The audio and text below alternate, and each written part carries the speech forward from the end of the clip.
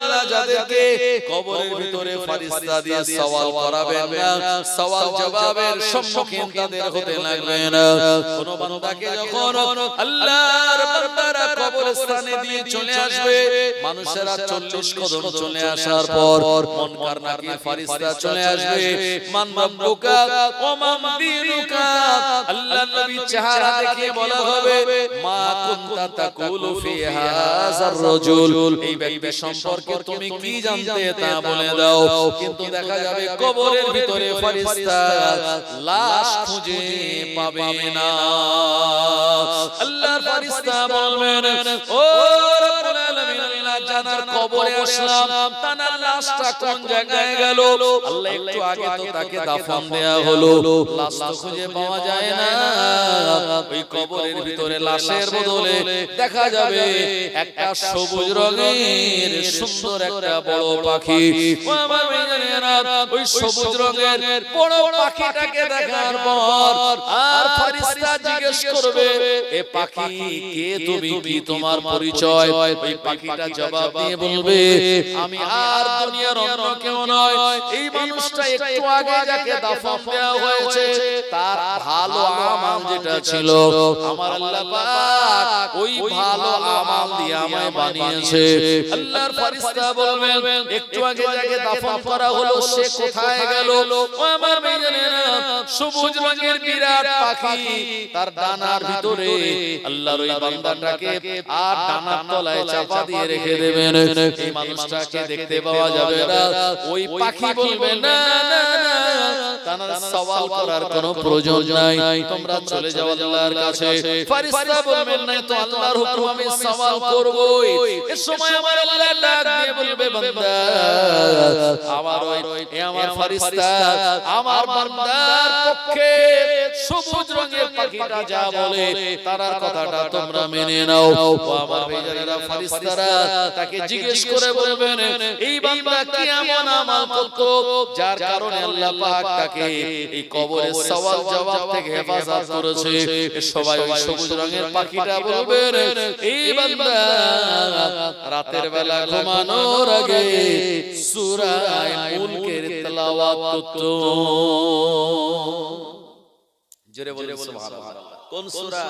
29 পারায় তাবারাকাল্লাযী বিয়াদিহিল মুলকু ওয়া হুয়া আলা কুল্লি শাইইন কাদির আল্লাযী খালাকাল মাউতা ওয়াল হায়াতা লিয়াবলুয়াকুম আইয়ুকুম আহসানু আমালা ওয়া হুয়াল আজিজুল গফুর আল্লাযী খালাকাস সাবআ সামাওয়াতিন তিবাকা। এই কিরাত এই সূরাটা পড়ে তিনি ঘুমাবেন না। আমার আল্লাহ রাব্বুল আলামিন এই সূরা মূল দিয়ে আমায় বানিয়েছে আর কিয়ামত পর্যন্ত আমার ডানার তলায় তাকে ঘুম পাড়িয়ে রাখবো। फलक पर चांद जैसा है नबी का नाम ऐसा है,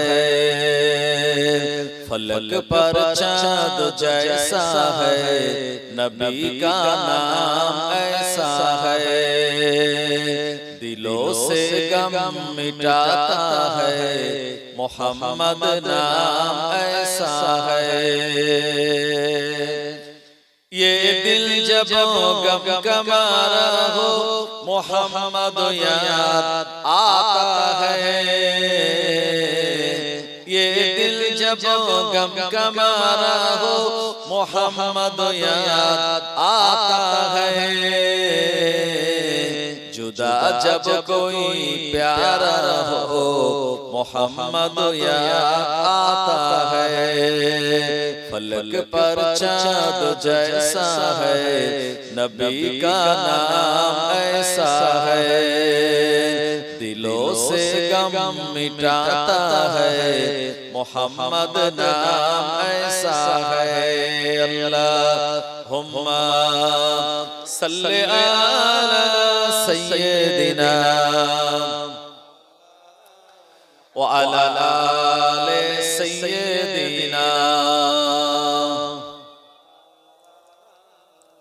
ओ शहरे मोहब्बत जहां मुस्तफा है वही घर बनाने को दिल चाहता है वो शहरे मोहब्बत जहां मुस्तफा है वही घर बनाने को दिल चाहता है ओ सोने से कंकर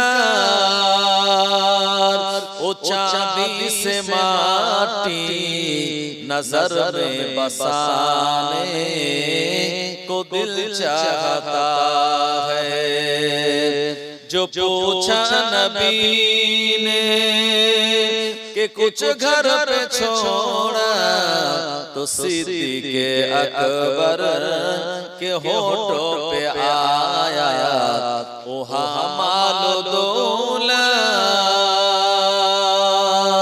के क्या है हकीकत जहां लुटाने को दिल चाहता है वो शहरे मोहब्बत जहां मुस्तफा है वही घर बनाने को दिल चाहता है ला इलाहा इल्लल्लाह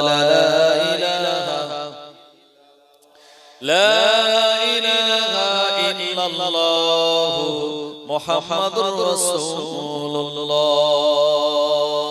সাল্লাল্লাহু আলাইহি ওয়াসাল্লাম মুআজ্জাজ মুকাররম উলামায়ে কেরাম আমার সম্মুখে বসে থাকা আমাদের জয়পুর মানপাড়া গ্রামের মুরব্বিয়ান চাচাজিগণেরা আল্লাহ পাকের মসজিদের মুসল্লি কাবা বাইতুল্লাহর হাজী পর্দার অন্তরালে অবস্থিত পর্দানুশীন আমার আম্মা জান ও বোনেরা এবং আজকের এই মাহফিলের যিনি প্রধান অতিথি আওলাদে মুজাদ্দিদুজ জামান জনাব পীরজাদা হযরত মাওলানা সওবান সিদ্দিক আল কুরাইশি সাহেব এবং আমার আগে আলোচনা করছিলেন জনাব ভাই আমারি চাচাজি মাওলানা কামরুল ইসলাম সাহেব সবাইকে আমার পক্ষ থেকে জানাই আন্তরিক মোবারক মহান আল্লাহ রাব্বুল আলামিনের পাক দরবারে ইলাহিতে আমরা শুকরিয়া জ্ঞাপন করি যে আল্লাহ পাক আমাদেরকে এই আরবি 1447 হিজরির 6তম মাস মাঘে জামাদিউস সানি চাঁদের 25তম তারিখে রজনীতে কোরআন হাদিস আল্লাহর ওলিয়া বুজুর্গানের দিনদের সম্পর্কিত কিছু আলাপ আলোচনা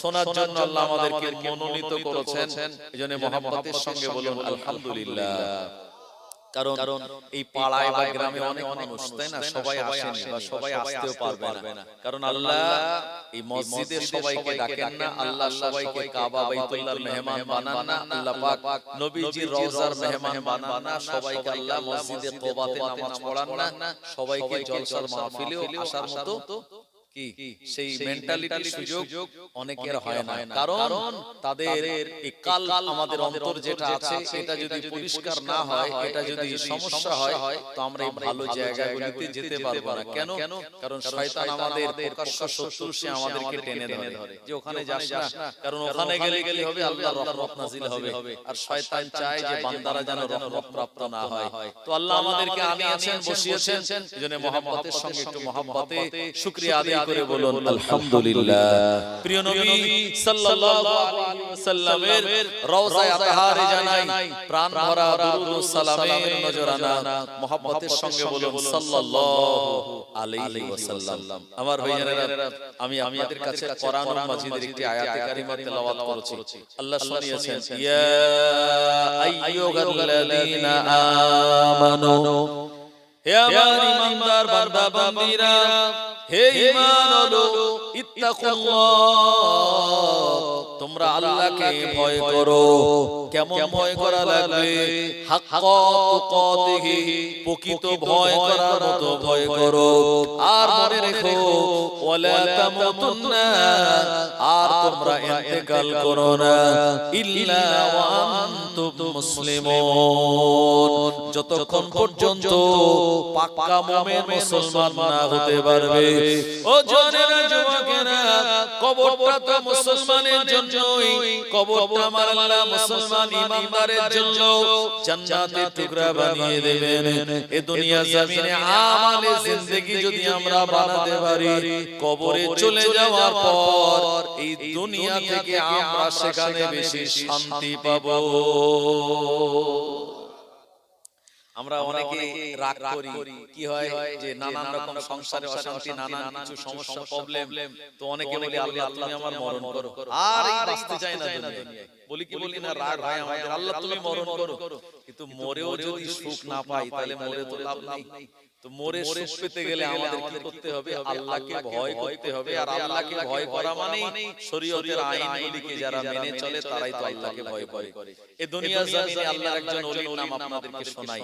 এই ওলির নাম আপনারা শুনেছেন, ওনার নাম হলো আল্লামা কুতুবউদ্দিন বখতিয়ার কাকি রাহমাতুল্লাহ আলাইহি। নাম শুনেছেন না? ওনার নামে দিল্লির কুতুব মিনার, অনেকে আছেন আজমির শরীফে গেলে এই দিল্লির কুতুব মিনার দেখে আসেন। এটা হলো একটা বিখ্যাত কুতুব মিনার। এই মিনারের বিকল্প আর কোন মিনার এখনো পর্যন্ত কেউ বানাতে পারেনি। তাজমহলের যেমন বিকল্প নেই, লাল কেল্লার যেমন বিকল্প নেই, তো কুতুব মিনারের বিকল্প নাই। এই আল্লাহর ওলি কুতুবউদ্দিন বখতিয়ার কাকি রাহমাতুল্লাহ আলাইহি আল্লাহকে এত ভয় করতেন, তার আমাল যে করেছিলেন দুনিয়ার মানুষ তা জানতেন না। আমার ভাইজানেরা, তিনি গোপনে গোপনে আমাল করেছিলেন, কিন্তু তার এই গোপন আমাল প্রকাশিত হয়েছিল কবে? যখন দুনিয়া থেকে তিনি বিদায় নিলেন। আমার ভাইজানেরা, ও নবীর উম্মতেরা, আল্লাহর ওলি কুতুবউদ্দিন বখতিয়ার কাকি রাহমাতুল্লাহ আলাইহি বিদায় নিলেন। গোটা দিল্লির জমিনে, গোটা দিল্লির সালতানাতে সব জায়গাতে তার ইন্তেকালের খবরটা সব জায়গায় ভাইরাল হয়ে গেল। মানুষেরা দলে দলে তার নামাজে জানাজা হাজির হওয়ার জন্য এই দিল্লির জমিনে সবাই চলে আসলো। ও জওয়ানেরা, আল্লাহর নবী জানিয়ে দিলেন, এক মুসলমানের সঙ্গে আরেক মুসলমানের উপরে 6টা হক রয়েছে। এক নম্বরে দেখা হলে সালাম দেওয়া, 2 নম্বরে দাওয়াত দিলে কবুল করা, 3 নম্বরে হাসি হলে আলহামদুলিল্লাহ বলবে, জবাবে ইয়া হাকামুল্লাহ বলে জবাব দেওয়া, 4 নম্বরে কেউ যদি অসুস্থ হয় তাকে দেখতে যাওয়া, 5 নম্বরে আল্লাহর কোন বান্দা যদি ইন্তেকাল করে তার জানাজা নামাজে হাজির হয়ে যাওয়া, আর 6 নম্বরে হলো ইউহিব্বু লাহু মা ইউহিব্বু লিনাফসিহি, আপনি নিজের জন্য যেটা পছন্দ করবেন অন্য মুসলমানের জন্য ওটাই পছন্দ করা মুসলমানের হক আর দায়িত্ব। ও নবীর উম্মতেরা, যেহেতু হক হলো কানে যখন আওয়াজ শুনবো অমুক গ্রামে অমুক জন ইন্তেকাল করলো, আমাদের জন্য ফরজে কিফায়া হলো ওই মানুষটার নামাজে জানাজায় হাজির হয়ে যাওয়া। গরমকালের থেকে তুলনামূলক শীতকালে বেশি লোক মারা যায়, কথা ঠিক কিনা? যারা বড় হাড়া মানুষ এই শীত তারা সহ্য করতে পারে না, আর এই শীতের সময় এমনিতেই ফ্যান বন্ধ, আর দেখবেন ফজরের পরে প্রায় আওয়াজ শোনা যায় এই পাড়া ও পাড়া চারিদিক দিয়ে যে অমুক পাড়া একটা ইন্তেকাল করেছে। আর এই মরণের খবরটা শীতকালে আমরা স্পষ্ট শুনতে পাই। তাই বলে কি গরমকালে মরে না? গরমকালেও মানুষ মরে, কিন্তু আমরা খবর পাই বেলা 10টার সময়। আর শীতকালে যখনই মাইকিং হয় তখনই আমরা আওয়াজ পেয়ে যাই, কারণ সব আওয়াজ কিন্তু ভেসে আসে।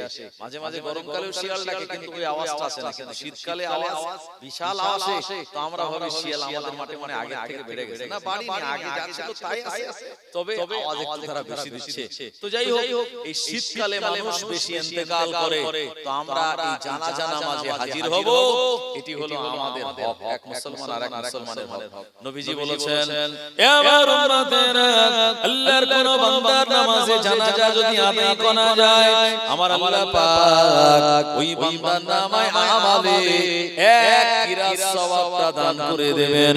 আল্লাহ নবী আরো জানিয়ে দিলেন, আমার উম্মতেরা, যদি তার দাফন দেওয়া পর্যন্ত যাওয়া যায়, মিনহা খালাকনাকুম ওয়া ফিহা নুঈদুকুম ওয়া মিনহা নুখরিজুকুম তারাতান উখরা বলে 3 মুঠো মাটি দেওয়া হয়। আমার আল্লাহ পাক তার নামায় আমলে আর এক কিরাত সওয়াব লিখে দেন।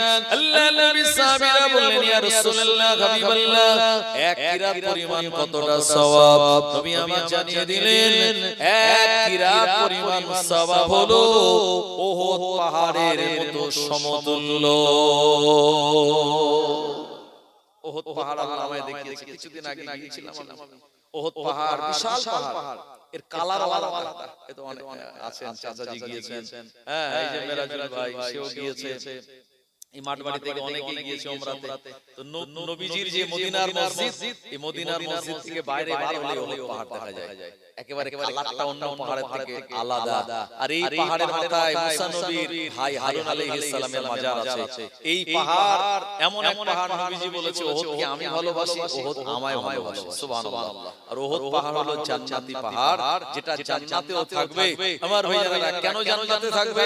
কারণ উহুদ পাহাড় নবীজিকে ভালোবেসে ও কেঁপে গিয়ে নবীজির জন্য জায়গা করে দিয়েছিল। জোরে বলুন, নবীজির ভালোবাসায় উহুদ পাহাড়টাকে আল্লাহ জান্নাতে তুলে দেবেন। আমার ভাইজানেরা, ও নবীর উম্মতেরা, উহুদের যুদ্ধ হয়েছিল 625 খ্রিস্টাব্দে, আর হিজরি ক্যালেন্ডারে তৃতীয় হিজরিতে আল্লাহ নবীকে লক্ষ্য করে একজন নালায়েক একটা পাথর মেরে দিয়েছিল। কোন কিতাবের ভিতরে বর্ণিত হয়েছে তীর মেরে দিয়েছিল। নবীজির দান্দান মোবারকে পাথর লেগে গেল। তীর লেগে যাওয়ার কারণে তার সামনে দুটি রুবাইদা শহীদ হয়ে গেল।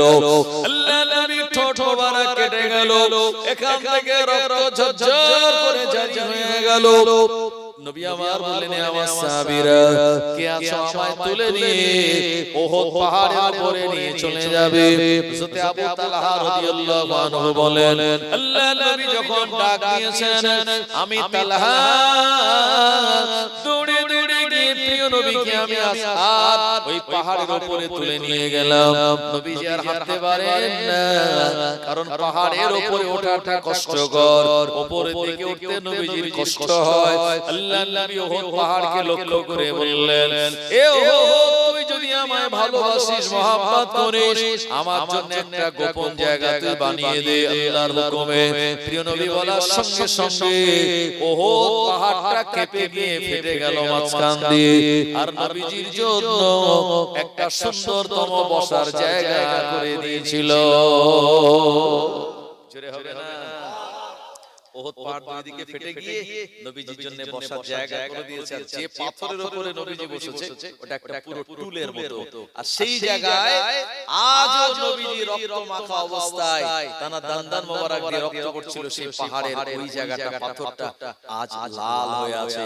ওখানে মানুষেরা যায় একটু মহব্বতের সঙ্গে, সেখানে হাত দিয়ে আসে। আহা, এই জায়গায় নবীজি বসেছিলেন রক্তাক্ত অবস্থায়।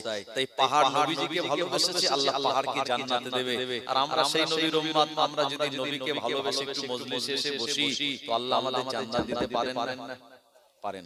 অনেকে আসে জলসা শুনতে, অনেকে আসে তাবারক খেতে, কথা ঠিক কি না? যারা শেষের দিকে আসে ইয়া নবী সালাম আলাইকুম হবে, তখন আসবে, তার আগে ঢুকবে না। আর তাবারক যদি কম পায়, ঝগড়াঝাটি শুরু হয়ে যাবে কিন্তু বিরাট, কথা ঠিক কি না? আছে না নাই? সব জায়গায় আছে, আমাদের জয়পুরও এরকম আছে, তবে সংখ্যা মনে হয় কম, খুব বেশি নেই। আমার ভাইয়েরা, জওয়ানেরা, যুবকেরা, প্রিয় নবী সাল্লাল্লাহু আলাইহি ওয়াসাল্লাম এই জানাজা আর মানুষের ইন্তেকাল, আমার ভাইয়েরা, এটার এই যে দাফন দেওয়া এত সওয়াব আছে। তো যে কথা বলতেছিলাম, আল্লাহ ওলি কুতুবউদ্দিন বখতিয়ার কাকি রাহমাতুল্লাহ আলাইহি ইন্তেকাল করলেন। গোটা এলাকা ভাইরাল হয়ে গেল। মানুষের আল্লাহর ওলির জানাজা নামাজ পড়ার জন্য দলে দলে হাজির হয়ে গেল।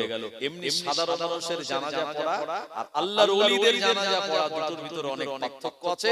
আল্লাহর ওলিরা রূহানি হালাতে যারা তানার জানাজা পড়েন, তাদের জন্য দোয়া করেন। জোরে বলুন। এইজন্য মেসলা হুজুর রাহমাতুল্লাহ আলাইহি ইন্তেকাল করলেন, তানার জানাজা নামাজে 40 লক্ষ মানুষের সমাগম হয়েছিল। সুবহানাল্লাহ। 40 লক্ষ কেন গেল? কারণ সবার আশা যে মেজো হুজুরের কাছে নবীজি স্বয়ং আতত দিয়ে গেছে, ওনার জানাজায় যদি আমি হাজির হতে পারি। মুজাদ্দিদুল জামান মেজলা হুজুরকে যখন আরব সাগরে দিয়েছেন হজ করার জন্য, তো দাদা হুজুর বলেন, আমি আমার ইলমের জাহাজকে সাগরে ভাসিয়ে দিলাম। আর সেই ইলমের জাহাজ দুনিয়া থেকে বিদায় নিয়েছেন, তানার জানাজা নামাজ যদি হাজির হতে পারি, তো আল্লাহর ওলি রূহানি দোয়া পাওয়া যাবে কি যাবে না? পাওয়া যাবে। এইজন্য আল্লাহর ওলি আউলিয়ার ইন্তেকাল করলে মানুষরা দরে দরে ছুটে যায়। আমরা ফুরফুরা শরীফকে মহব্বত করি, ভালোবাসি, কথা ঠিক কি না? আমার ভাইরা, এই মহাব্বত ভালোবাসা এটা হলো ঈমানি মহাব্বত, ঈমানি ভালোবাসা। এই মহাব্বত ভালোবাসা আমাদেরকে জান্নাত পর্যন্ত নিয়ে যাবে। জোরে বলেন ইনশাআল্লাহ।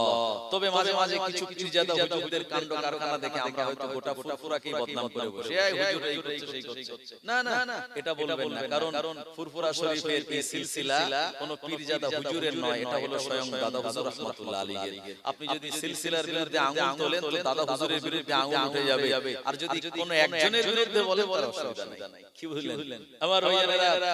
আগে যদিও সবক নেওয়ার জন্য ফুরফুরা শরীফে যেত, এখন কোন দলের ভোট দেবে সেটা জানার জন্য ফুরফুরা শরীফে যায়। কথা ঠিক কিনা? সবাই না কিছু কিছু আছে না নাই? হ্যাঁ, দেখা গেল কেউ এক দল করছে আর একজন কেউ অন্য দল। ঠিক আছে, এটা তার নিজের ব্যক্তিগত ব্যাপার, কিন্তু আপনি যখন যাবেন তখন নিয়াত থাকবে দাদা হুজুরের মাজার জিয়ারত করে রুহানি দোয়া নেওয়ার জন্য। জোরে হবে না সুবহানাল্লাহ। আবার ভাইয়ারা, ও নবীর উম্মতেরা, আল্লাহর ওলি মিসলা হুজুর পীর কেবলা রাহমাতুল্লাহ আলাইহি, এত বড় আল্লাহর ওলি, তানার শেষ বয়সে হুজুর আমার ফুরফুরা শরীফে যে আপনার ফতোয়া বিভাগের জায়গা, এই জায়গায় হুজুর তিনি শায়িত। হুজুর আমার চোখে কম দেখেন, এমন সময় দেখা গেল একজন আল্লাহর নেক বান্দা হুজুরের কাছে চলে গেল। হুজুরের খাদেম ওই জায়গায় রয়েছে, মিসলা হুজুর রাহমাতুল্লাহ আলাইহি কি জানো তিনি বালিশের তলায় খোঁজাখুঁজি করেন। হুজুরের শাগিরদরা মুহিব্বিনগণেরা বললেন, ওয়াল্লাহর ওলি আপনি কি খোঁজাখুঁজি করেন আমরা তো বুঝতে পারি না। আল্লাহর ওলি মিসলা হুজুর পীর কেবলা রাহমাতুল্লাহ আলাইহি বললেন, বাবা একটু আগে একটা আতত নিয়ে গিয়েছিলেন, সেই আততটা আমি খোঁজ করি। আর মিসলা হুজুরের কাছে অন্য একটা আতত তুলে দেয়া হলো। মিসলা হুজুর রাহমাতুল্লাহ আলাইহি বললেন, না না না, এই আতত নয়, আমাকে ওই আততটা দাও যে আততটা আমার নবীজি খানিকক্ষণ আগে আমায় দিয়ে গিয়েছে। চলে হবে না? নবীজি গিফট করেছেন আতত। কি আল্লাহর ওলি ছিলেন তিনি। আর তানার এই মাদ্রাসা তেতুলিয়া আবু জাফরিয়া সিদ্দিকিয়া খারিজিয়া মাদ্রাসা, কার নামে? মিসলা হুজুরের নামে মাদ্রাসা। এই মাদ্রাসা মিসলা হুজুর পীর কেবলা রাহমাতুল্লাহ আলাইহি নিজে লক্ষ লক্ষ টাকা তিনি নিজে হাতে দান করে গিয়েছেন। আর মিসলা হুজুর তিনি বলেছেন, এই তেতুলিয়া আবু জাফরিয়া সিদ্দিকিয়া মাদ্রাসা আমার মাদ্রাসা, এই মাদ্রাসায় যারা দান করবে আমি আবু জাফর তাদের জন্য শুয়ে শুয়ে কবরে শুয়ে শুয়ে দোয়া করব। জোরে বলুন সুবহানাল্লাহ। তাই এই তেতুলিয়া মাদ্রাসা এটা আমাদের এলাকার কাছাকাছি সবথেকে মুজাদ্দিদুজ জামানের সিলসিলার এক অনিষ্ঠ মাদ্রাসা। আরো অনেক মাদ্রাসা আছে সিলসিলার, কিন্তু এই তেতুলিয়া মাদ্রাসা একদম মিসলা হুজুর রাহমাতুল্লাহ আলাইহির ফুরফুরা শরীফের মতাদর্শের পুরো উপরে চলে, এবং হুজুররা যেভাবে তারা আঙুল হেলান সেভাবে এই মাদ্রাসা পরিচালিত হয়। তো সেই মাদ্রাসার যিনি বর্তমানে বড় হুজুর আলহাজ সুফি মাওলানা তাজাম্মুল হোসেন সাহেব, ওনার সঙ্গে আমার কিছুদিন আগে কথা হয়েছিল। হুজুর আমায় বলেছেন যে একটু মাদ্রাসায় যেতে, এবং এটাও বলেছেন বা আমি আপনাদেরকে বলছি সেই মাদ্রাসার ছাত্র হয়ে যে 28 ডিসেম্বর বাৎসরিক এই মাদ্রাসার দিনের বেলা ইসালে সওয়াব সকাল 8টা থেকে আর দুপুর 2টা পর্যন্ত। যদিও এই জলসাটা হতো 16ই ফাল্গুন। 16ই ফাল্গুন রমজান মাস যে কবছর থাকবে, ওই 16ই ফাল্গুনের পরিবর্তে 28 ডিসেম্বর এই মাদ্রাসার ইসালে সওয়াব। আমার ভাইয়েরা, তাই আমি আপনাদের সবাইকে বলবো আপনারা যান, তারপরেও আরো অনেকে হয়তো যান না, আপনারা সবাই যাবেন এই মাদ্রাসায় ইসালে সওয়াবে, এবং এই মাদ্রাসার জন্য আপনারা দান করবেন। আর স্বয়ং মিসলা হুজুরের রূহানি দোয়া আল্লাহ আমাদের নামায় আমলে আমাদের নসিব আল্লাহ কবুল করবেন। একবার জোরে বলুন সুবহানাল্লাহ। আরেকবার মোহাম্মত করে বলা যাবে না সুবহানাল্লাহ? আমার ভাইয়েরা, তবে এখানে কোনো ক্যামেরা ভিডিও এসব করে দেখানো হয় না যে কত হাফেজ হলো, কত মাওলানা হলো, কত মুফতি হলো, কত ইফতা বিভাগ থেকে পাশ করলো, কতজন আদিব হলো, এগুলো ক্যামেরা করে দেখানো হয় না। আর প্রচার প্রসারের আলোয় তেতুলিয়া মাদ্রাসা বেশি থাকতেও চায় না, কারণ তারা চায় ইখলাসের সঙ্গে কাজ করতে, আল্লাহকে খুশি করতে, আল্লাহকে রাজি করতে। সেই জন্য অল্প দিনে এই মাদ্রাসা এত বিরাট বিল্ডিং এবং বিরাট মাদ্রাসা হিসাবে পরিগণিত হয়েছে আমাদের এলাকায়। সুবহানাল্লাহ। আমার ভাইয়েরা, যে কথা আমি বলতে বলতে আবার অন্য দিক চলে গিয়েছিলাম। তো আল্লাহর ওলি কুতুবউদ্দিন বখতিয়ার কাকি রাহমাতুল্লাহ আলাইহির জানাজা নামাজে সব মানুষেরা হাজির হয়ে গেল। জওয়ানেরা যুবকেরা নামাজ আদায় করা হবে এমন সময় দেখা গেল একজন ঘোষণা করে দিয়ে বলল, না না না, আল্লাহর ওলি কুতুবউদ্দিন বখতিয়ার কাকি রাহমাতুল্লাহ আলাইহির জানাজা নামাজের ইমামতি যিনি করবেন, আল্লাহর ওলি তানার জন্য কিছু শর্ত দিয়ে গেলেন। আল্লাহর ওলি জানালেন, আমাকে যে জানাজা নামাজের ইমামতি করবেন তানার ভিতরে তিনটে আমল থাকা বড় জরুরি। এক নাম্বার আমল হলো এমন করে তিনি 40টা বছর তাহাজ্জুদের নামাজ কাজা করেন নাই, এমন আমল তানার ভিতরে থাকবে। দ্বিতীয় নম্বর আমল হলো ওই মানুষটার নামাজের ভিতরে যার তাকবীরে উলা ছেড়ে যায় না। তিন নম্বর আমল হলো আসরের ফরজ নামাজের পর 4 রাকাত সুন্নাতে গায়ের মুআক্কাদা নামাজ রয়েছে, এই নামাজটা যারা 40টা বছর কাজা নাই ওই ব্যক্তিটা আমি কুতুবউদ্দিন আমার নামাজে জানাজার ইমামতি করবেন। ও নবীর উম্মতেরা, এই ঘোষণা যখন করে দেওয়া হলো, একজন ঘোষক ঘোষণা করে দিল, এই আওয়াজটা শোনার পর সবার মাথাটা নিচু হয়ে গেল। সবাই তার আমলের দিকে নজর করে দেখে, না না না, 40 বছর আমি তাহাজ্জুদের নামাজ আদায় করতে পারিনি একটানা, আমার তাকবীর উলার সঙ্গে নামাজ আদায় হয় নাই, একটানা 40টা বছর আসরের ফরজ নামাজের আগে 4 রাকাত সুন্নাতে গায়ের মুআক্কাদা নামাজ, এটাও তো আমার জীবনে অনেক ছেড়ে গিয়েছে। না না না, আমার দ্বারা ইমামতি করা সম্ভব নয়। এমন শর্ত যখন লাগিয়ে দেওয়া হলো, ও আমার ভাইজানেরা, এ সময় হুজুরের ইমামতি করার জন্য কোন মানুষ আর স্বপ্নে যায় না। এগুলি হলো ডিগ্রি, দুনিয়ার ডিগ্রি, বিএড করা, এমএড করা, গ্রাজুয়েশন পাস করা, এমএ করা, আর আখিরাতের আমালের ডিগ্রি হলো এইগুলো। আর কুতুবউদ্দিন বখতিয়ার কাকি রাহমাতুল্লাহ আলাইহি এই ডিগ্রিগুলির কথা বলে দিয়েছেন যখন, তখন দেখা গেল এই আমাল কারোর মধ্যে নেই। আমরা হয়তো বড় বড় পাঞ্জাবি পরে ঘুরি, হ্যাঁ আমরা বড় হুজুর সেজে ঘুরি, দেখা গেল আমার মধ্যে সেই আমাল নেই। কথা ঠিক কিনা? খালি ড্রেস আছে, ভিতরে মাল নেই। জওয়ানেরা যুবকেরা, কিন্তু ওখানে যারা আছেন তারা সবাই দেখছে যে আমার এত আমাল তো নেই, আর আমাল যদি না থাকে আমি তো জানাজা নামাজের ইমামতি করতে পারবো না। তাহলে আল্লাহর ওলি কি বিনা জানাজায় দাফন হয়ে যাবে? আর জানাজা নামাজ কি ফরজে কিফায়া, অত্যন্ত গুরুত্বপূর্ণ নামাজ, বিনা জানাজায় দাফন দেওয়া যায় না। শরীয়তের মাসলা হলো কোন মায়ের পেটের বাচ্চা যদি 4 মাস বয়স হয়ে যায়, তো 4 মাস পরে যদি বাচ্চাটা যদি ভূমিষ্ঠ হয়, মরা হোক বা ভূমিষ্ঠ হয়ে যদি মারা যায়, তাহলে তার কিন্তু জানাজা নামাজ পড়তে হবে। কেন? 4 মাস যখনই হয়ে যায় বাচ্চাটা রূহ চলে আসে, তার তাকদীর লেখা হয়ে যায়, তার যাবতীয় কতদিন দুনিয়াতে থাকবে, তার কি কি রিজিক হবে সব আল্লাহ লিখে দেন আমার ভাইজানেরা। তাই 4 মাসের আগে যদি কোনো ভ্রূণ মারা যায়, তাকে ওই কাপড়ের মধ্যে দিয়ে বিনা জানাজায় দাফন দিয়ে দিতে হবে। আর ভ্রূণের বয়স, বাচ্চার বয়স 4 মাসের বেশি হলে, 5 মাস, 6 মাস, 7 মাস, 8 মাসের বাচ্চাও যদি মরা হয়, তার জানাজা নামাজ পড়তে হবে।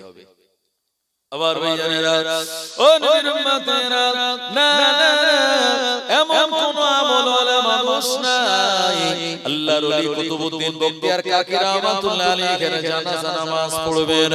সবার মাথাটা নিচু হয়ে গেল, কেউ আর সামনের দিকে যান না। অনেকে ঝরঝর করে কাঁদে আর বলে, ও রব্বুল আলামিন, বিনা জানাজায় আল্লাহর ওলি কুতুবউদ্দিন বখতিয়ার কাকি রাহমাতুল্লাহ আলাইহির কি দাফন হয়ে যাবে। ও আমার ভাইজানেরা, অনেকটা সময় পেরিয়ে গেল, হঠাৎ করে খানিকটা সময় পর দেখা গেল একজন মানুষ, উনি ওনার মাথার রুমালটা আপনার মহিলাদের মতো ঘোমটা দিয়ে আল্লাহর ওলি কুতুবউদ্দিন বখতিয়ার কাকি রাহমাতুল্লাহ আলাইহির নামাজে জানাজার ইমামতি করবেন বলে এগিয়ে যান। জানাজার কাতারে লাইনে যারা দাঁড়িয়ে ছিল সবাই উকি ঝুঁকি দিয়ে দেখতে লাগলো। সবার মন ওই দিকে চলে গেল মানুষটাকে, ওনাকে তো দেখা যায় না, মুখ দেখা যায় না, চেনাও যায় না। আল্লাহর এমন কোন বান্দা জানার ভিতরে এত বড় বড় আমল রয়েছে। ও আমার ভাইজানেরা, অনেকের মনে এতটুকু সান্ত্বনা পেয়ে গেল, না বিনা জানাজায় নয়, ফরজে কিফায়াত জানাজা নামাজ পড়িয়ে তারা দাফন দিয়ে দেয়া হবে। উনি সামনের লাইনে চলে গেলেন, লাশের সামনে দাঁড়িয়ে গেলেন, জানাজা নামাজে নিয়াত বলে দিলেন, নাওয়াইতু ওয়া আতিয়া আরবা'a তাকবীরাতে সালাতুল জানাজা ফরজুল কিফায়াত আসসানাউ লিল্লাহি তাআলা ওয়াস সালাতু আলান নবী আদ-দুআউ লিহাযাল মাইয়িত ইক্তাদাইতু বিহাযাল ইমাম মুতাওয়াজ্জিহান ইলা জিহাতিল কাবাতিশ শরীফা। এরপরে চার তাকবীরের সঙ্গে নামাজে জানাজা। ও আমার ভাইজানেরা, তাকবীরে তাহরিমা বেঁধে নিলেন। প্রথম তাকবীরের পরে সানা হয়ে গেল, দ্বিতীয় তাকবীরের পরে দুরূদ ইব্রাহিম বা দুরূদ শরীফ পড়া হয়ে গেল, তৃতীয় তাকবীরের পর ওই মাইয়িতের জন্য দোয়া, আল্লাহুম্মা ইগফির লানা লিহাইয়িনা ওয়া মাইয়িতিনা ওয়া শাহিদিনা ওয়া গায়িবিনা ওয়া সাগীরিনা ওয়া কাবীরিনা। এই দোয়া পড়া হয়ে গেল। চতুর্থ তাকবীর সালাম ফেরানো হয়ে গেল।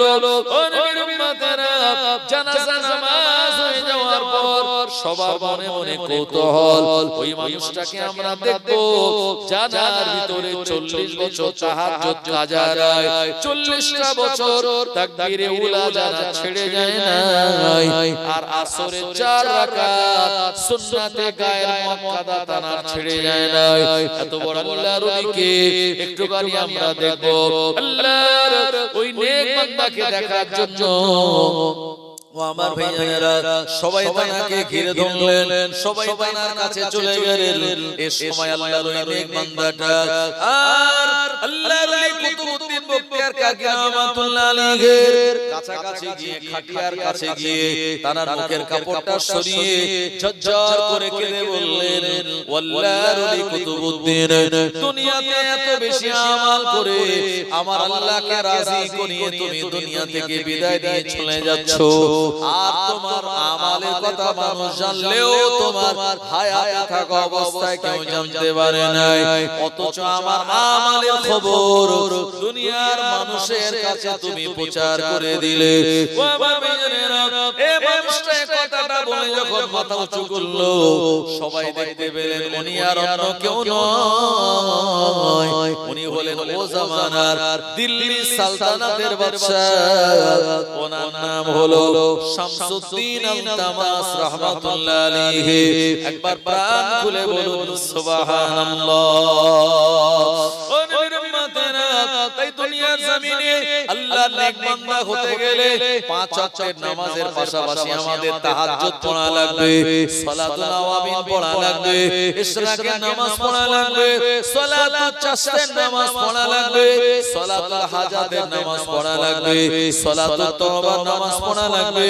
সদা সর্বদা সত্য কথা বলতে হবে, মানুষের হক মারা যাবে না, মানুষের সঙ্গে ভালো আচরণ করা লাগবে। ও আমার ভাইজানেরা, দুনিয়ার জমিনে আমাল যদি আমাদের থাকে, আমার আল্লাহ পাক কিয়ামতের দিন আমাদের আমাল নামার বদৌলতে তানার বানানো দয়ার জান্নাতটা দান করে দেবে। জোরে হবে না ভাই? যদি এমন হতো যে ইন্তেকাল করলাম, কবরে যাওয়ার পরে কোনো সওয়াল জবাবই হলো না, আর আল্লাহ বিনা হিসাবে জান্নাত দিয়ে দিলেন, এরকম যদি হতো তাহলে অনেক ভালো হতো, কি হতো না? এই যে এসআইআর ফর্ম আপনারা জানেন যে স্পেশাল ইন্টেনসিভ রিভিশন একটা ফর্ম বিওলোরা সব দিয়েছিলেন আমাদের, আর আমরা দুটো করে ফর্ম নিয়ে সেগুলো সব ফিলআপ করেছিলাম। প্রথমে আমাদের ডেট অফ বার্থ লিখেছিলাম, তারপরে 12 ডিজিটের আধার কার্ড নাম্বার লিখলাম, তারপরে 10 ডিজিটের অ্যাক্টিভ মোবাইল নাম্বার লিখলাম, তারপরে আমরা কি করলাম, আপনার আব্বার নাম লিখলাম, তার এপিক নাম্বার, মায়ের নাম, তার এপিক নাম্বার, স্বামীর ফর্ম হলে স্ত্রীর নাম তার এপিক নাম্বার, স্ত্রীর ফর্ম হলে স্বামীর নাম তার এপিক নাম্বার, এরপরে যার 2002 তে নাম ছিল তারা বাম দিক, যাদের ছিল না আব্বা মায়ের নাম আছে তারা ডান দিকটা ফিলআপ করে জমা দিয়েছিলাম।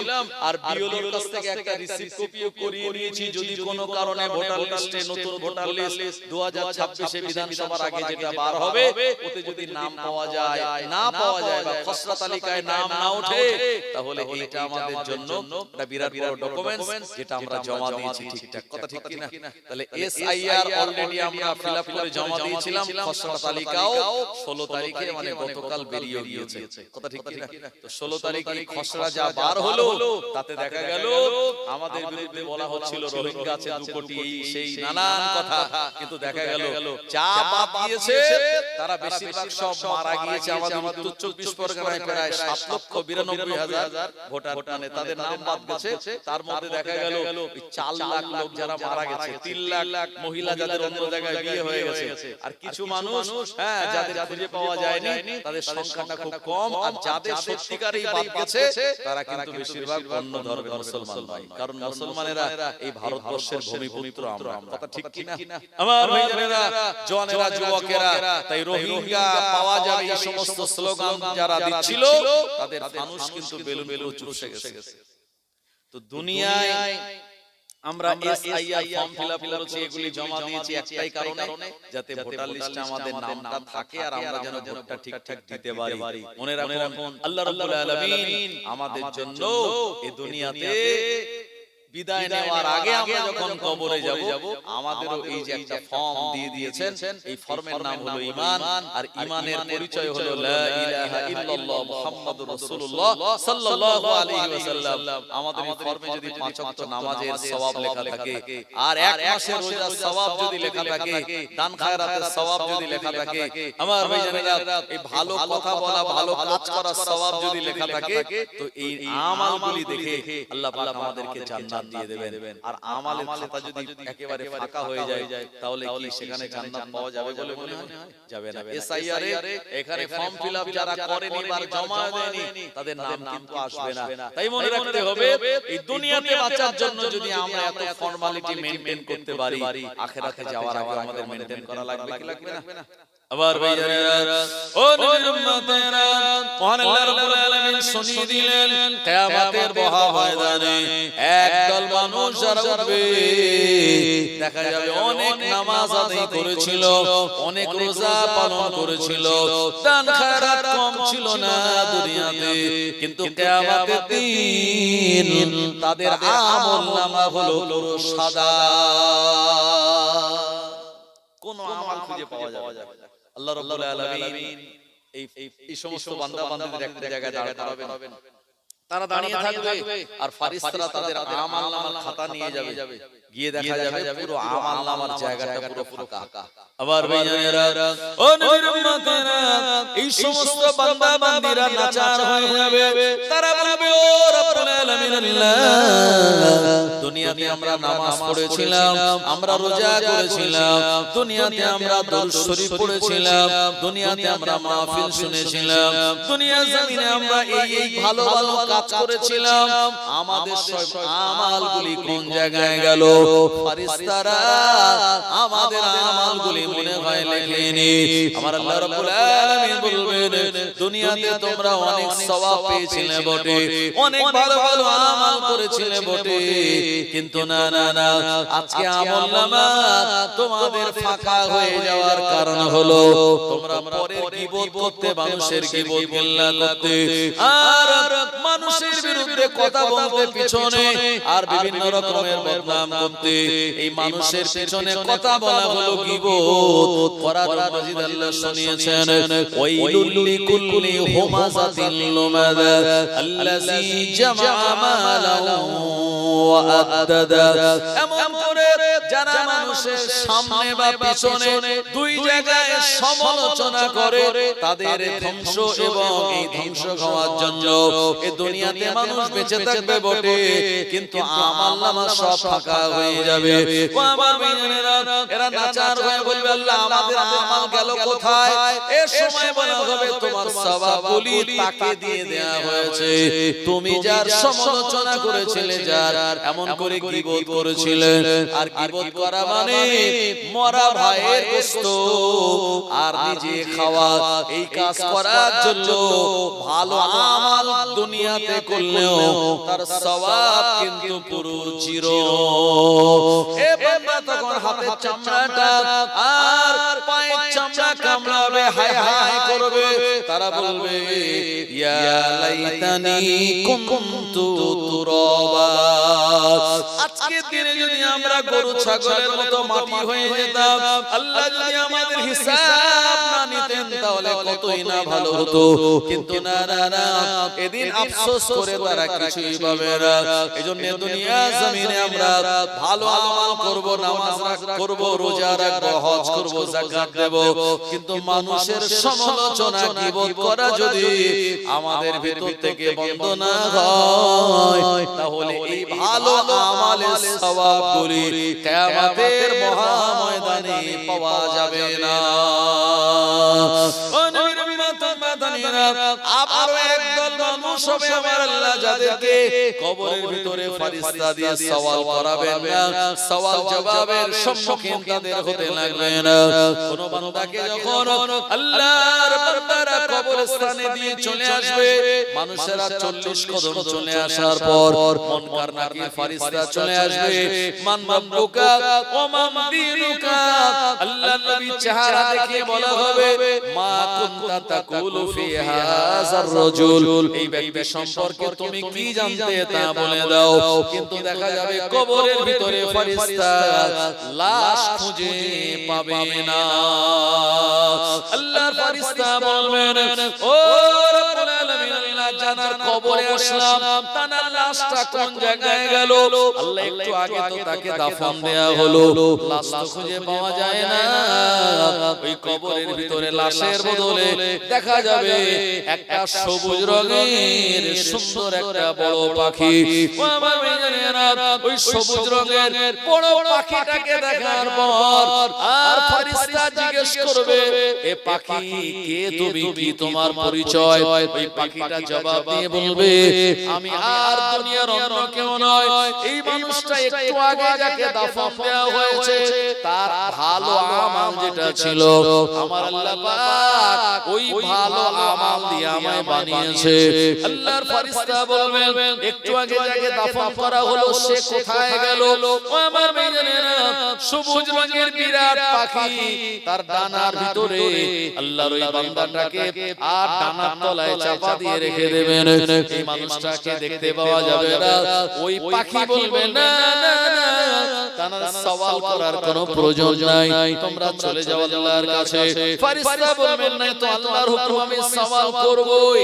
এই সময় আমার আল্লাহ ডাক দিয়ে বলবে বান্দা আমার আমার ফেরেশতা আমার বান্দার পক্ষে সবুজ রঙের পাখিটা যা বলে তার কথাটা তোমরা মেনে নাও। ও আমার ভাইজানেরা, ফেরেশতারা তাকে জিজ্ঞেস করে বলবেন এই বান্দা কি এমন আমল করতো যার কারণে আল্লাহ পাক তাকে এই কবরের সওয়াল জবাব থেকে হেফাজত করেছে? সবাই ওই সবুজ রঙের পাখিটা বলবেন এই বান্দা রাতের বেলা ঘুমানোর আগে সূরা মুলকের তেলাওয়াত করতো। জোরে বলে সুবহানাল্লাহ। কোন সূরা? 29 পারায় তাবারাকাল্লাযী বিয়াদিহিল মুলকু ওয়া হুয়া আলা কুল্লি শাইইন কাদির আল্লাযী খালাকাল মাউতা ওয়াল হায়াতা লিয়াবলুয়াকুম আইয়ুকুম আহসানু আমালা ওয়া হুয়াল আজিজুল গফুর আল্লাযী খালাকাস সাবআ সামাওয়াতিন তিবাকা এই কিরাত এই সূরা না পড়ে তিনি ঘুমাবেন না আমার আল্লাহ রাব্বুল আলামিন এই সূরা মূল দিয়ে আমায় বানিয়েছে আর কিয়ামত পর্যন্ত আমার ডানার তলায় তাকে ঘুম পাড়িয়ে রাখবো মুরগির বাচ্চা যখন ওঠে সবে ডিম থেকে বাচ্চা ওঠে দেখবেন বাচ্চাগুলো ওই মায়ের কোলে শীতকালে বা যদি বর্ষায় পানি হয় হালকা তো মায়ের পালকের মধ্যে এমন ভাবে চলে যায় ওখানে চোখ বন্ধ করে ঠোঁটটা বার করে চুপচাপ নিরাপদে ওখানে থাকে কত আরামে ঘুমায় বলেন তো এই যে কাঙ্গারু এই যখন বাচ্চা দেয় তো কাঙ্গারুর পেটে এখানে একটা সুন্দর থলে আছে হ্যাঁ কাঙ্গারুর বাচ্চাটা ওই থলের মধ্যে চলে যায় আর সেখানে যাওয়ার পরে কি হয় সুন্দর করে আরামে সেখানে সে এই শীতের সময় গরম জায়গায় ঘুমায় কোন রকম বিপদ আপদ তাকে ছুঁতে পারে না তার মা তাকে হেফাজত করে এইভাবে তাই দুনিয়াতে যারা সূরা মুলকের আমল করবে রাতের বেলা তেলাওয়াত করে ঘুমাবে আল্লাহ কবরে সওয়াল ও জবাব থেকে নাজাত দান করে দেবেন জুড়ে হবে না আবার ভাইজানেরা ও নবীর উম্মতেরা আল্লাহ নবী পাক বিবি আমাদের আম্মা খাদিজা রাদিয়াল্লাহু আনহা দুনিয়া জমিন থেকে যখন বিদায় নিলেন তবে বিদায় নেওয়ার আগে প্রিয় নবীজিকে তিনি ওসিয়ত করে বললেন ও আমার স্বামী দুনিয়া জমিন থেকে আমি বিদায় নেব আমার মাথার চুলগুলি সাদা হয়ে গেল আমার গায়ের চামড়াটা গুটিয়ে গেল আমার বয়সটা হয়ে গেল আল্লাহ ডাক দেবেন আর আমি খাদিজা আল্লাহর বান্দে বিদায় নেব তবে বিদায় নেওয়ার আগে বলি হুজুর আমায় মাটি মঞ্জিল করে আসার পর আপনি যেন চলে আসবেন না আপনি আমার কবরের ধারে একটুখানি দাঁড়িয়ে থাকবেন আর আমার কবরের পাশে দাঁড়িয়ে আমাকে একটু আপনি তালকিন করে দেবেন আর আপনার তালকিন শুনে আমি খাদিজা যেন ফেরেশতার জবাব বলে দিতে পারি এজন্য বসিরাত আল্লামা তানার জামানায় দাদা হুজুরের জামানায় বা পাঁচ হুজুর কেবলার জামানায় কোন মানুষ যদি ইন্তেকাল করত কোন মানুষ যখন ইন্তেকাল করত মাটি দেওয়ার পর সবাই চলে আসতো আর একজন ভালো মানুষ তানার মাথার কাছে দাঁড়িয়ে যেতেন আর তালকিন করতেন মানে ওই মানুষটা যিনি কবরে চলে গেছেন আর উপর থেকে আওয়াজ দিয়ে বলা হতো আরে বলো আল্লাহ এক বলো মুহাম্মদ সাল্লাল্লাহু আলাইহি ওয়াসাল্লাম তোমার নবী আর তোমার দ্বীন হলো ইসলাম এটাকে বলে দেওয়া তালকিন করে দেওয়াটা কবরবাসী শুনতে পায় আর উপরে যিনি আছেন তানার থেকে শুনে ফেরেশতাদের জবাবটা দিয়ে দেয় এই তালকিন করা হলো সুন্নাত জোরে বলুন সুবহানাল্লাহ তবে আজকে আমাদের সমাজে এই তালকিন করা সেই রকম ভালো মানুষ আর খুঁজে পাওয়া যায় না সবাই আমরা মাটি দিয়ে চলে আসি দোয়া করে কিন্তু তালকিন করব সেই রকম হক মানুষ আজকে আর নাই কিছু কিছু আছে জওয়ানেরা যুবকেরা ও নবীর উম্মতেরা আল্লাহর নবীর পাক বিবি আম্মা জান খাদিজা বিদায় নিয়ে চলে গেলেন বয়সটা টানা তখন 65 বছর প্রিয় নবীর বয়স তখন 50 বছর আল্লাহর নবীর জুব্বা মোবারক দিয়ে বিবি খাদিজা কাফন দেওয়া হলো তানার কাফন পরানো হলো আল্লাহর নবীর গায়ের যে পাসিনা ঘাম দিয়ে ওটা খাদিজা রাদিয়াল্লাহু আনহা আতর হিসাবে লাগিয়ে দেওয়া হলো আল্লাহর নবীর পায়ের তলার ধুলোবালি গুলি নিয়ে কপর হিসাবে তানার ওজুর জায়গাগুলিতে লাগিয়ে দেওয়া হলো বাবা ভাইজানেরা জওয়ানেরা যুবকেরা আম্মা জান খাদিজা রাদিয়াল্লাহু আনহার মাজার আমি নিজে জিয়ারত করে এসেছি মক্কাতুল মুকাররমায় জান্নাতুল মুআল্লা বলে কবরস্থান ওই জায়গায় আমি নিজে আম্মা জান খাদিজার মাজারটা দেখে এসেছি ও আমার ভাইয়েরা আল্লাহর নবী তানার কবর দেওয়ার আগে খাদিজার কবরের ভিতরে শুয়ে বললেন গলাগলি দিলেন সাহাবীরা বললেন ইয়া রাসূলুল্লাহ হাবিবাল্লাহ আপনি এটা কেন করলেন নবীজি বললেন আমি মুহাম্মদুর রাসূলুল্লাহ সাল্লাল্লাহু আলাইহি ওয়াসাল্লাম আমার এই নূরানি বদনটা খাদিজার মাটির সঙ্গে লেগে গেল খাদিজাকে দাফন দেওয়ার পর এই কবরের মাটি যেন আমার বিবির সঙ্গে বেয়াদবি না করে এই কারণে আমি রাসূলুল্লাহ এমনটা করলাম জোরে বলুন সুবহানাল্লাহ ও নবীর উম্মত মাদানীরা আম্মা জান খাদিজাকে দাফন দেওয়া হলো কবরে নামানো হলো তানার মাটি মানজিল হয়ে গেল। আল্লাহর নবীর পাক বিবির আত্মীয় স্বজনগণেরা এক এক করে সবাই বাড়ি চলে আসলো, কিন্তু না না না, আমাদের প্রিয় নবী তিনি জান্নাত বিবি খাদিজার কবরের সামনে দাঁড়িয়ে আছে। আল্লাহর নবী সাহাবীরা বললেন, ইয়া রাসূলুল্লাহ, হাবিবাল্লাহ, হুজুর আপনি কাঁদবেন না, আপনার বড় বিবি দুনিয়া থেকে বিদায় নিয়েছে, হুজুর আপনি দুঃখিত হবেন না। সাহাবীরা সান্ত্বনা দিতে লাগলেন। আল্লাহর নবী বললেন, আমার সাহাবীরা, আমার খাদিজার কবরের পাশে আমি দাঁড়িয়ে আছি, দুঃখে নয় বরঞ্চ অন্য এক কারণে তোমরা চলে যাও। সাহাবীরা চলে আসলেন। এরপরে নবী আমার দাঁড়িয়ে রয়েছেন, কিন্তু না না না, আল্লাহর নবী দেখতে পাচ্ছেন বিবি খাদিজার কবরের ভিতরে তখনও মুনকার নাকির ফেরেশতা আসে না। শরীয়তের হাদিসের ভিতরে বর্ণিত, কবর দেওয়ার পর 40 কদম চলে আসলে ফেরেশতার আগমন ঘটে যায়। সব সাহাবীরা চলে গেলেন, কিন্তু না না না, তখনও ফেরেশতা আসেন নাই। আল্লাহর নবী অপেক্ষা করে। খাদিজা অন্ধকার দেখলে খাদিজা আমায় বলতো, ইয়া রাসূলুল্লাহ, হাবিবাল্লাহ, অন্ধকার দুনিয়ায় যদি এমন হয়, কবরের অন্ধকারটা কত মারাত্মক। ও আমার ভাইজানেরা, মানুষকে দাফন দেওয়ার পরে যখন বাঁশ দিয়ে দেওয়া হয়, বাঁশ সাজানোর পর পেপার আর বিছানা দিয়ে যখন মাটি দিয়ে দেওয়া হয়, একবার কল্পনা করে বলুন এই জায়গার অন্ধকারটা কত মারাত্মক, যেখানে হাওয়া নাই, বাতাস নাই, কোনো আলোর ব্যবস্থা নাই, এই ঘুটঘুটে অন্ধকারে, আর এখানে আমাদের থাকতে হবে। খাদিজা রাদিয়াল্লাহু আনহা তিনি ভয় পেতেন। নবীজি তাই খাদিজার কবরটা ছেড়ে যান। অনেকটা সময় পেরিয়ে গেল, নবী আমার চিন্তায় পড়ে গেলেন, ও রব্বুল আলামিন, আমার বিবির কবরে মুনকার নাকির ফেরেশতা কেন আসে না? অনেকটা সময় পেরিয়ে গেল।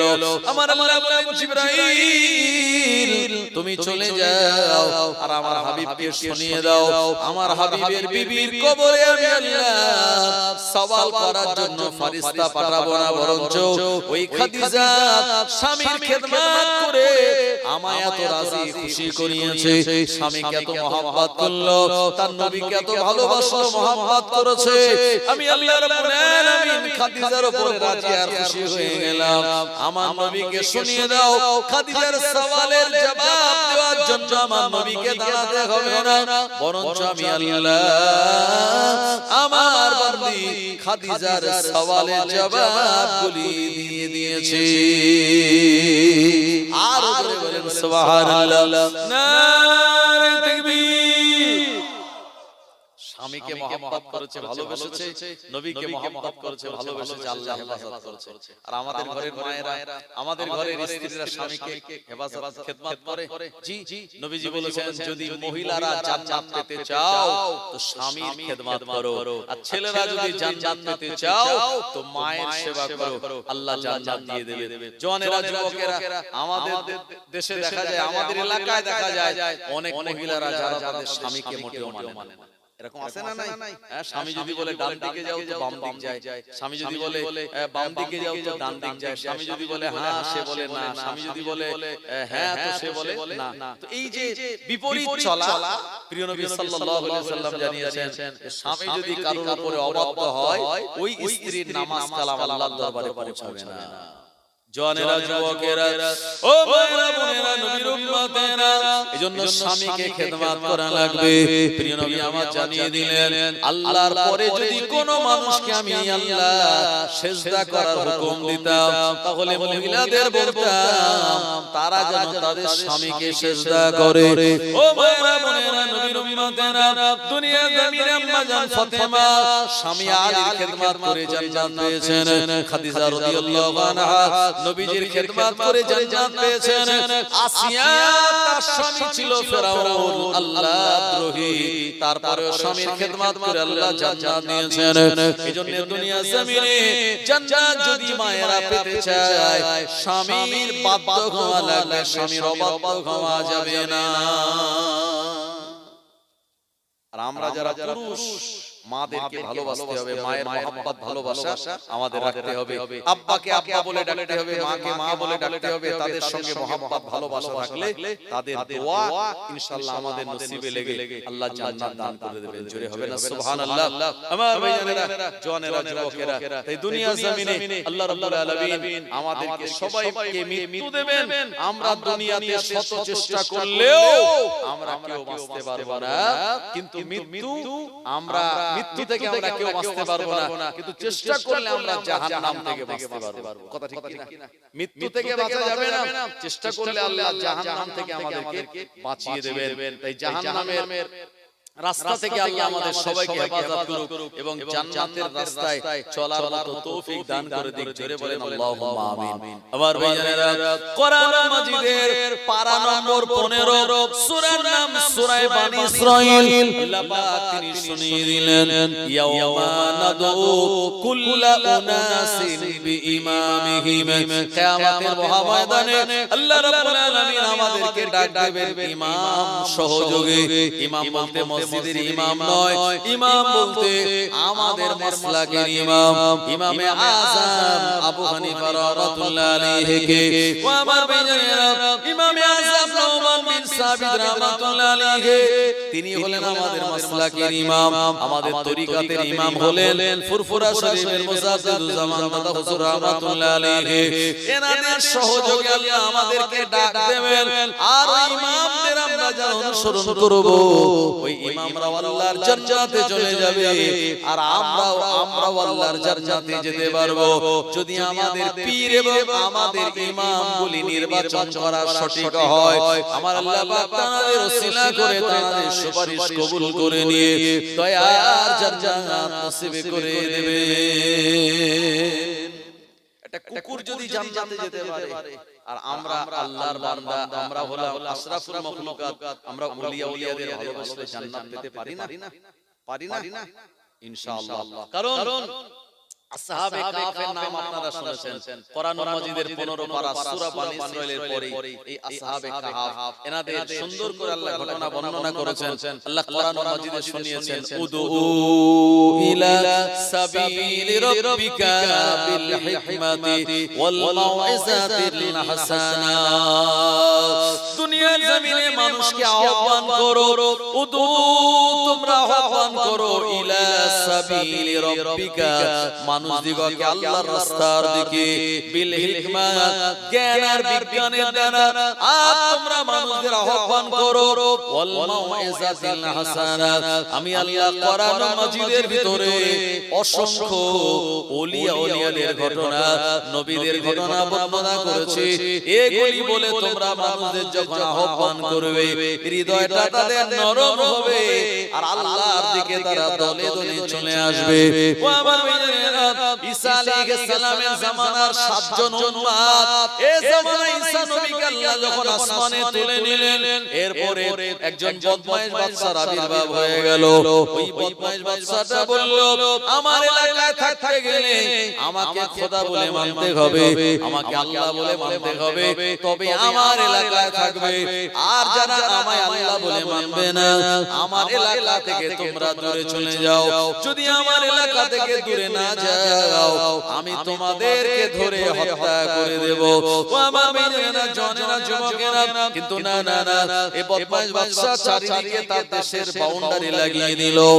আমার দেশে যারা আছে এরা যেন বাইরে বার হতে না পারে, সবাইকে আমার খোদা বলে মেনে নিতে বাধ্য করা হবে, এমন আইন যখন জারি করে দিল, ওই বাদশা সবাইকে জানিয়ে দিল, অমুক দিনে আমি মেলা করব, এই মেলায় তোমাদের সবার হাজির হওয়া লাগবে।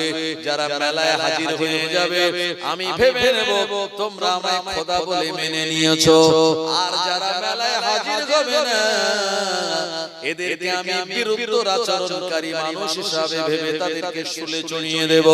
ও নবীর উম্মতেরা, এজন্য মেলা জায়েজ নয়, মেলা জায়েজ নয়।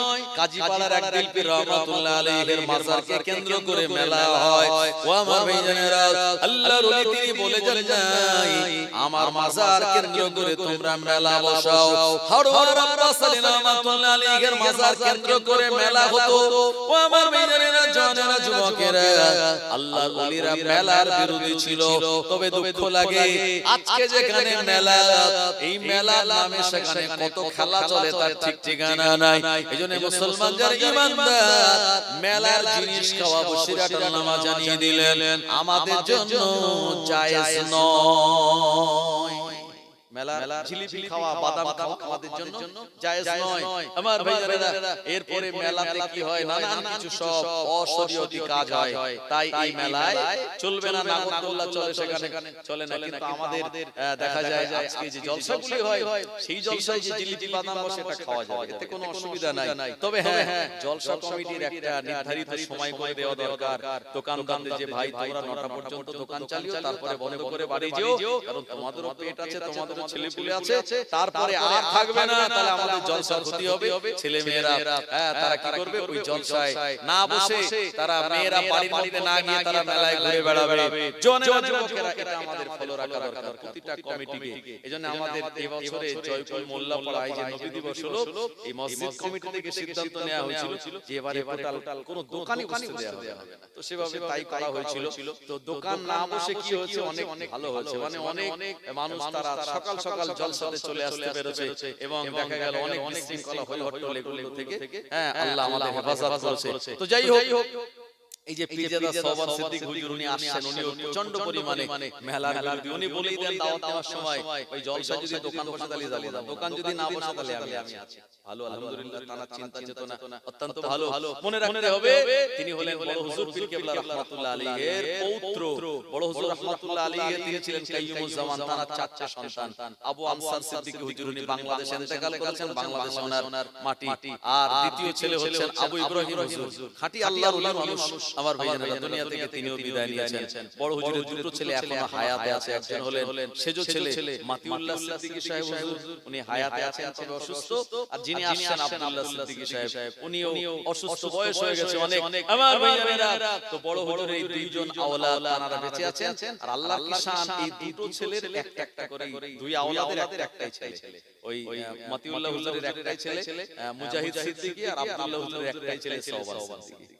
কি বুঝলেন? আর যত ডালপালা আল্লাহ বেশি দিয়েছে সব ছোট হুজুরের ফ্যামিলি। জোরে বলেন সুবহানাল্লাহ।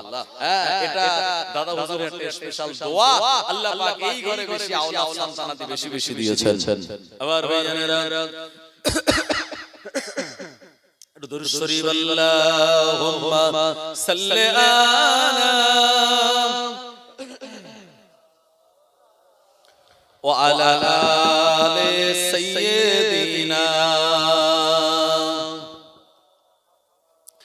एक दिन हम भी मदीने जाएंगे, एक दिन हम भी मदीने जाएंगे, मुस्तफा नजर करम फरमाएंगे, मुस्तफा नजर करम फरमाएंगे। या नबी या नबी या नबी या नबी या नबी या नबी। साक़िए कौसर करम फरमाएंगे, साक़िए कौसर करम फरमाएंगे। हम पिएंगे ओ पिलाते जाएंगे, हम पिएंगे ओ पिलाते आएंगे, मुस्तफा नजर करम फरमाएंगे, मुस्तफा नजर करम फरमाएंगे। या नबी या नबी या नबी या नबी या नबी या नबी। सो रही हूँ बस इस उम्मीद पर, सो रही हूँ बस इस उम्मीद पर, ख्वाबों में जलवा दिखाने आएंगे, ख्वाबों में चेहरे दिखाने आएंगे, मुस्तफा नजर करम फरमाएंगे, मुस्तफा नजर करम फरमाएंगे। या नबी या नबी या नबी, अल्लाहुम्मा सल्ले अला सय्यदिना, खूब मोहब्बत व अला आले सय्यदिना। এই আসহাবে কাহফের যে সাতজন যুবক ছিল, ওই বাদশার মেলায় তারা কেউ যায়নি। আমার ভাইজানেরা, সাতজন কেউ কাউকে চেনেও না। আমার ভাইজানেরা, ও নবীর উম্মতেরা, এই বাদশার মেলায় তারা গেল না। না গিয়ে তারা চিন্তা করলো মেলাতে আমরা যাব না, এমন এক জায়গায় গিয়ে আমরা উপস্থিত হয়ে যাব যে জায়গাতে আল্লাহ পাক তিনি তার কুদরতি সাহায্য আমাদেরকে করবেন। এই নিয়াত করে মেলায় তারা অংশগ্রহণ না করে একটি ফাঁকা ময়দানে একটি গাছের তলায় গিয়ে বসে গেলেন প্রথম একজন। দ্বিতীয় জন আবার খানিকক্ষণ পর আসলেন অন্য এলাকা থেকে, তৃতীয় জন যুবক অন্য এলাকা থেকে তিনি আবার ওই গাছতলায় চলে আসলেন। এভাবে করে সাতজন যুবক, কেউ কাউকে চেনে না, কেউ কাউকে চেনে না, জানে না, এরা এক গাছতলায় চলে আসলো। আমার ভাইজানেরা, কেউ কোনো কথা বলে না, সবাই চুপ রয়েছে। হঠাৎ করে একজন বলল, কি ব্যাপার? বাদশার কথা শুনে সবাই মেলায় গেল, আমরা মেলায় না গিয়ে এই গাছের তলায় আমরা কেন বসে গেলাম? আমার ভাইজানেরা, ওখান থেকে একজন সাহস করে বলল, এই জায়গায় আসার কারণ হলো আমরা বাদশাকে খোদা বলে মানি না। আল্লাহ তো এক, যিনি আসমান বানিয়েছেন, জমিন বানিয়েছেন, চন্দ্র সূর্য বানিয়েছেন, ওই আল্লাহকে আমরা ইবাদত করি, আর এই বাদশাকে আমরা মানি না। সুতরাং আমরা আমাদের ঈমান বাঁচানোর জন্য, ঈমান হেফাজতের জন্য এই গাছতলায় এসে বসে গেলাম। জোরে বলুন সুবহানাল্লাহ। আমার ভাইজানেরা, সবার মত এক রকম মিলে গেল। আর এই সাতজন আল্লাহর বান্দা, কারোর সঙ্গে কারোর ব্লাডের কানেকশন নাই, রক্তের কানেকশন নাই, কিন্তু কানেকশন রয়েছে ঈমানের, কানেকশন রয়েছে ইসলামের, কানেকশন রয়েছে একত্ববাদের, কানেকশন রয়েছে তাওহীদের। এজন্য তারা একে অপরের বন্ধু হয়ে গেলেন। সাতজন মিলে বলল, আল্লাহর বান্দারা, বলো বলো, ওই বাদশার অপকর্ম থেকে, বাদশার অত্যাচার থেকে আমরা কেমন করে বাঁচতে পারি? এখানে আপনারা যারা এসেছেন আর আমি এসেছি, ভাই আপনার আমার সঙ্গে একটা পরিচয় হলো, আমরা সবাই এক গ্রামে বসবাস করি, কথা ঠিক কিনা? এক পঞ্চায়েতের আন্ডারে আমরা, এক বিধানসভার আন্ডারে আমরা, আমাদের ঈমানের কালেমা সবার এক, আমাদের নবীও এক, আমাদের আল্লাহও এক, আমাদের সবার নামাজও পাঁচ ওয়াক্তের, আমাদের রমজান মাসে সবাই আমরা রোজা করি। জি, সকাল হলে আপনার সঙ্গে আমার দেখা হবে, এই আমাদের মহব্বত ভালোবাসা। কিন্তু অনেকের সঙ্গে আমার রক্তের সম্পর্ক নেই, আছে নেই, আবার অনেকের সঙ্গে আছে, কিন্তু যাদের সঙ্গে নেই তার সঙ্গে একটা সম্পর্ক আছে, সেটা হলো আপনি আমার কালেমার ভাই, আপনি আমার ঈমানের ভাই। সুবহানাল্লাহ বলেন।